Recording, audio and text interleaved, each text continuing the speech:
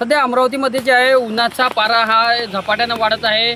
दिवसेंदिवस रोज उन्हाचा जो पारा आहे हा 43, 44, 45, 46 इतका हा वाढत आहे. या उन्हाच्या मोठ्या कडाक्यामुळे जे आहे संपूर्ण नागरिक जे आहे भयभीत झालेले आहे.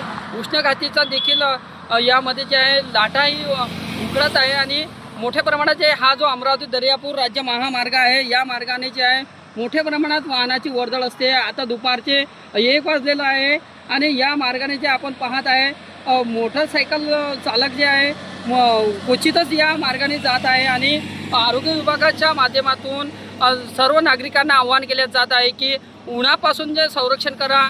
घराबाहेर निघायचं असेल तर अत्यावश्यकच असेल त्याच वेळेस निघा अशा देखील सूचना देण्यात येत आहे. आणि घराबाहेर निघायच्या आधी पाण्याची बॉटल आणि डोक्याला रुमाल किंवा पट्टा हे बांधूनच बाहेर निघायचे असे आवाहन देखील आरोग्य विभागामार्फत केले जात आहे. गजानन कोपे, अमरावती.